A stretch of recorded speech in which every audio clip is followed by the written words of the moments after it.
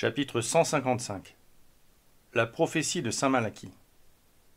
Beaucoup de catholiques pensent que la crise que nous vivons empirera jusqu'à l'avènement de l'Antéchrist, comme si la chrétienté était aspirée dans un vortex dont elle ne pourrait plus sortir, et qui l'entraînerait inexorablement vers le fond de l'abîme.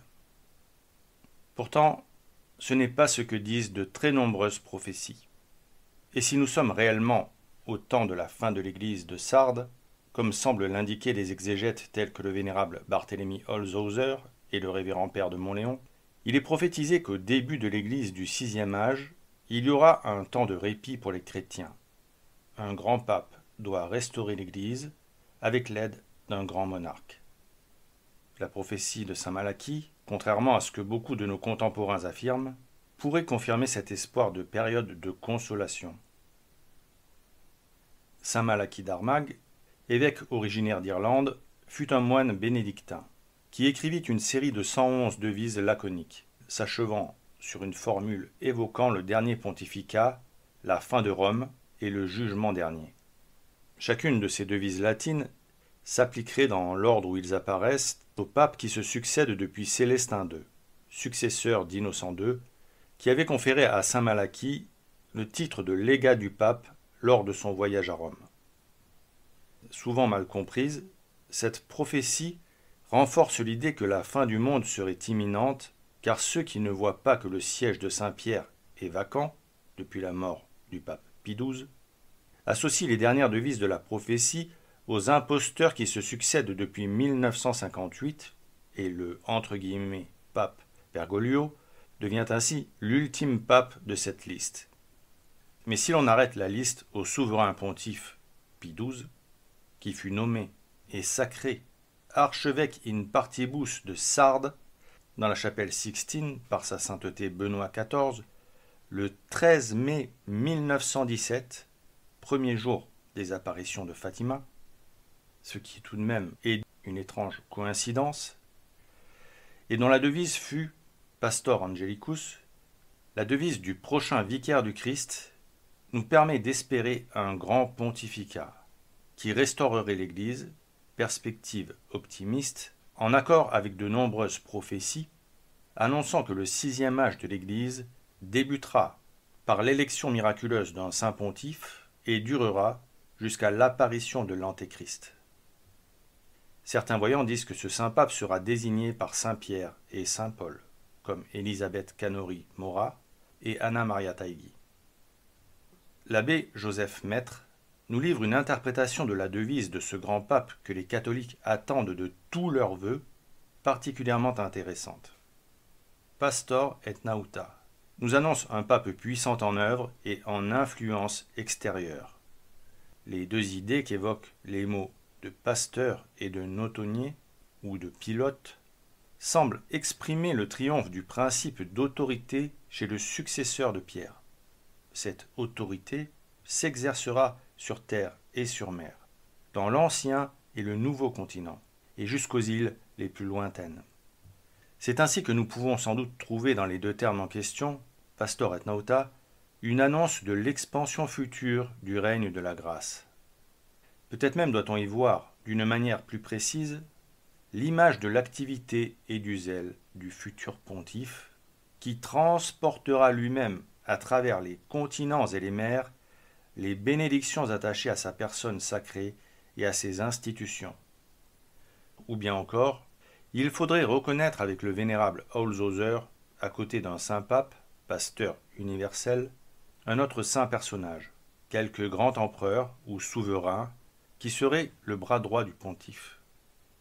Il y aurait là une dualité admirable d'un grand pape et d'un grand monarque, unissant leurs efforts pour rétablir dans le monde l'autorité de son roi unique, Jésus.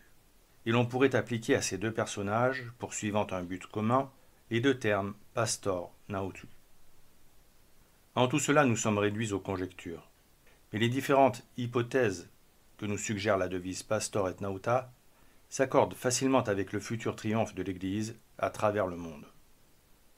On remarque aisément que cette interprétation ne correspond en rien au pseudo-pontificat d'Angelo Roncalli, alias Jean XXIII. L'abbé Maître voyait aussi dans la devise du successeur de ce grand souverain pontife la promesse d'un autre saint pape, qui guiderait saintement l'Église.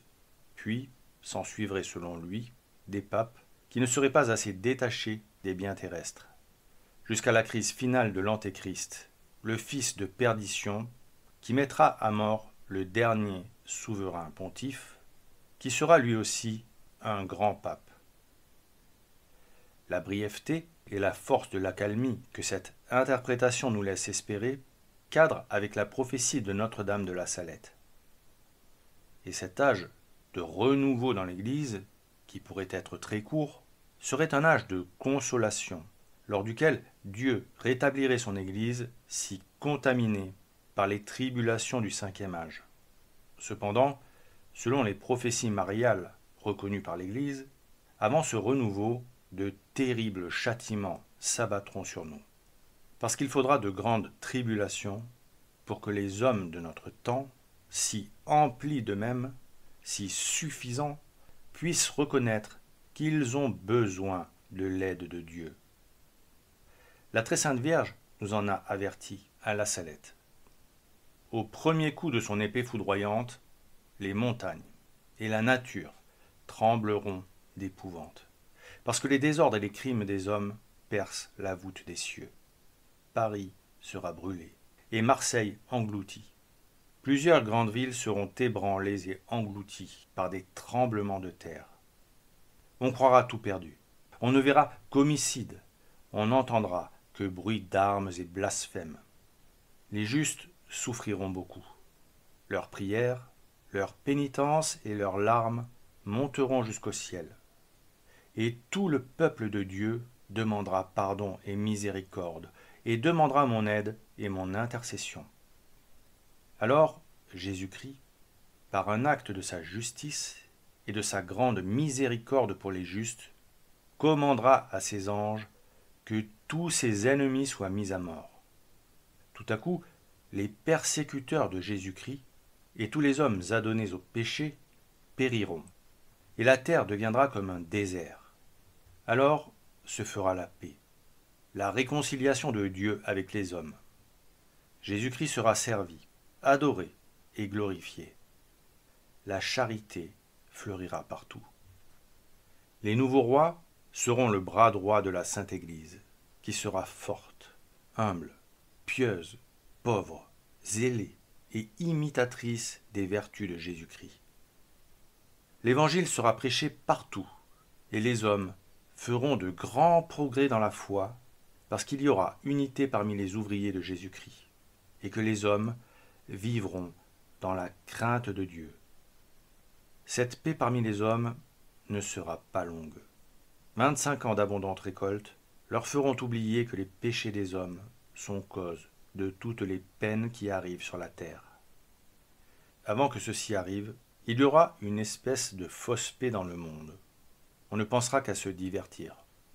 Et les méchants se livreront à toutes sortes de péchés. Mais les enfants de la Sainte Église, les enfants de la foi, mes vrais imitateurs, croîtront dans l'amour de Dieu. Heureuses les âmes humbles, conduites par l'Esprit Saint, je combattrai avec elles.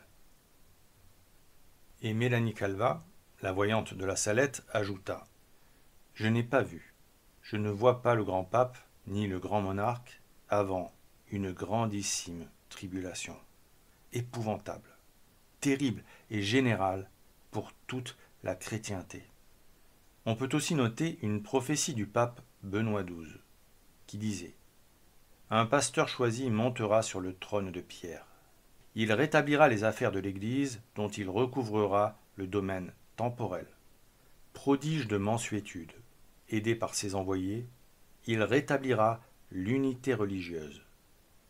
Il réformera le siècle, et le trône de France sera rendu au souverain légitime. Unis avec le monarque fort, toutes les résistances contre la vérité seront brisées, et une félicité incomparable régnera parmi les hommes. Ainsi, le dénouement de la crise passera certainement par la restauration intégrale de l'autorité du souverain pontife, dont les prérogatives seront reconnues telles qu'elles étaient, avant d'être entamées par le conflit qui opposa le pape Boniface VIII et le monarque français Philippe le Bel. N'en déplaise aux conclavistes qui pensent pouvoir agir différemment de ce que la Sainte Vierge nous a annoncé pour nous rassurer et nous exhorter à la patience et à la prudence. La prophétie de la Salette nous éclaire sur le déroulement des événements de la fin du 5e âge et la transition avec le 6e âge. Fausse paix dans le monde, volonté générale de se divertir, multitude de péchés, aboutissant à la colère de Dieu et à l'extermination des méchants. Puis, l'Église est restaurée et 25 ans d'abondantes récoltes suffisent à faire oublier aux hommes que leurs péchés sont la cause de toutes les peines qui arrivent sur terre. Ce coupable oubli permettra à Satan de mener sa dernière attaque, comme semble aussi l'indiquer la prophétie de Malachie. D'une part, par le nombre très restreint de papes jusqu'au dernier, et d'autre part, par les devises des papes qui précèdent le dernier d'entre eux et qui laissent supposer qu'ils ne seront pas de bons vicaires du Christ. On doit aussi noter que lorsque Notre-Dame annonça dans son message l'imminence du châtiment, elle le fit par une allégorie rappelant mot pour mot celle de la 5e trompette de l'Apocalypse. Elle disait en effet « Il est temps. Le soleil s'obscurcit. La foi seule vivra. Voici le temps. L'abîme s'ouvre. Voici le roi des rois des ténèbres. Voici la bête avec ses sujets, se disant le sauveur du monde. » Et il est écrit dans l'Apocalypse « Et elle, l'étoile, ouvrit le puits de l'abîme. Et une fumée monta du puits comme la fumée d'une grande fournaise. Et le soleil fut obscurci, et l'air par la fumée du puits. » Or, si Notre-Dame a employé les mêmes mots que saint Jean, ce n'est certainement pas pour rien.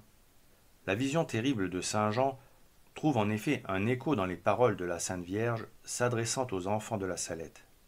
Et si saint Jean et la Sainte Vierge ont employé les mêmes mots, c'est très certainement pour nous faire comprendre que ce temps décrit par saint Jean est arrivé. Le sacre du futur Pie XII, comme archevêque de Sardes, le premier jour des apparitions de Fatima, est aussi assez troublant. Ainsi, lorsque dans la phrase utilisant les mêmes mots que ceux de la Très Sainte Vierge, saint Jean intercale entre deux propositions une proposition sur la fumée qui monte du puits de l'abîme comme la fumée d'une grande fournaise, la Très Sainte Vierge, elle, intercale ces mots « la foi seule vivra », comme pour compléter le propos de saint Jean en nous donnant une précision supplémentaire capitale. Cette fumée qui monte de l'enfer et qui obscurcit le soleil et l'air représente, selon les exégètes, les hérésies, erreurs qui viennent de l'enfer et qui salissent tout. Effectivement, la fumée d'une grande fournaise noircit ce qu'elle touche, et elle peut aussi brûler ce qu'elle atteint. De plus, elle empêche de respirer et plonge ceux qui s'y laissent piéger dans une obscurité aveuglante. Détail qui, accessoirement, a aussi son importance, la fumée noire est la fumée qui s'échappe de la cheminée de la chapelle Sixtine pour annoncer qu'il n'y a pas eu de pape élu. Donc, quand saint Jean parle de cette fumée obscurcissant l'air et le soleil, et que la Sainte Vierge dit « Seule la foi vivra », cette déclaration commune nous indique que l'Église du Christ sera si mal en point que la pratique religieuse sera réduite ou quasiment réduite à la pratique domestique, comme le redoutait monseigneur Henri de Lassus. Bien sûr, si l'on prend au pied de la lettre les déclarations mariales de la Salette concernant le clergé, disant en 1846 que plus personne n'était digne d'offrir le saint sacrifice de la messe, alors que le saint curé d'Ars, ordonné en 1815, et saint Jean Bosco, ordonné en 1841, vivaient encore et célébraient tous les jours le saint sacrifice, On peut, comme le font certains, déclarer qu'il n'y a plus de prêtres aujourd'hui. Mais c'est faux.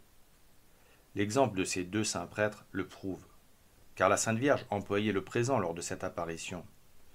Et comme l'Église a canonisé ces deux ministres de Dieu, qui officiaient quotidiennement au moment des faits, cela nous permet de penser que la Sainte Vierge voulait marquer les esprits en exprimant sa peine de voir que globalement, plus personne n'était digne de célébrer.